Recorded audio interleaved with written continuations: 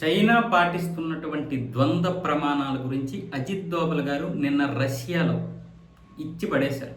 Pakistan China కలిసి మాట్లాడుకోవడం లేదా కలిసి ఏదైనా చేసుకోవచ్చు, కానీ వ్యాపార ప్రయోజనాల కోసం, రాజకీయ ప్రయోజనాల కోసం మీరేమొచ్చేసి ఉగ్రవాదులకు సపోర్ట్ చేస్తారా?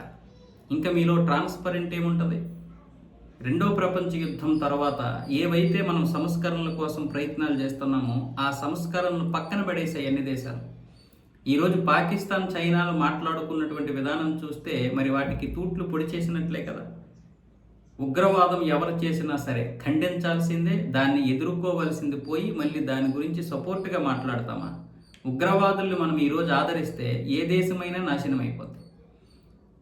మరి అలాంటి ఉగ్రవాద దేశాన్ని మీ రాజకీయ ప్రయోజనాల కోసం ఎగదొయ్యడమే కాకుండా సపోర్ట్ చేస్తున్నారంటే చైనాని ఏ విధంగా తీసుకోవాలని డైరెక్ట్గా మాట్లాడారు అజిత్ దోవల్ గారు నిన్న రష్యాలో. చైనా రష్యా రెండు స్నేహమే కదా, రెండు మిత్ర దేశాలు. అంటే భారత్ రష్యా ఏ విధంగా అయితే మిత్ర దేశాలు, చైనా రష్యా కూడా అంతే మిత్ర దేశాలు, ఇంకా ఎక్కువ మిత్ర దేశం కూడా, ఎందుకంటే వ్యాపార పరంగా చూసుకున్నట్లయితే. ఇలాంటి నేపథ్యంలో ఆయన చైనాని అక్కడ ఎండగట్టారంటే ఒక్క అధికారి కూడా దీని గురించి మాట్లాడకుండా అలాగా పిన్ డ్రాప్ సైలెంట్తో విన్నారు. పాకిస్తాన్ ఉగ్రదేశం అని అందరికీ తెలుసు. మరి అలాంటి పాకిస్తాన్తో నువ్వేం చేస్తున్నావు? రాజకీయ ప్రయోజనాలు, వ్యాపార ప్రయోజనాలు మాత్రమే కాదు. సరే, వ్యాపార ప్రయోజనాల కోసం నువ్వు ఏ రోజైనా తగ్గావంటే తగ్గవు, సరే తప్పేం లేదు. వ్యాపార ప్రయోజనాల కోసం నువ్వు ఏదైనా చేసుకోవచ్చు. భారతదేశాన్ని ఇబ్బంది పెట్టాలనే ఉద్దేశంతో చైనా పాకిస్తాన్కి అంత దగ్గర అవుతుందన్న విషయాన్ని కూడా స్పష్టంగా చెప్పారు ఆయన అజిత్ దోవల్ గారు.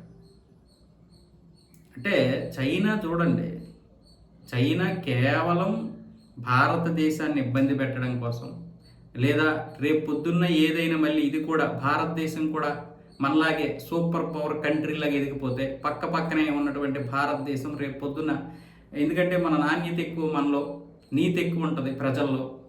పార్టీ ఏవైనా కావచ్చు, మామూలుగా మన డిఎన్ఏలో ఉన్నటువంటి నీతికి నిజాయితీకి మిగతా దేశాలన్నీ కూడా సూపర్ పవర్ కంట్రీగా ఎదిగిన తర్వాత మనతో ఉంటాయి, చైనా కంటే కూడా.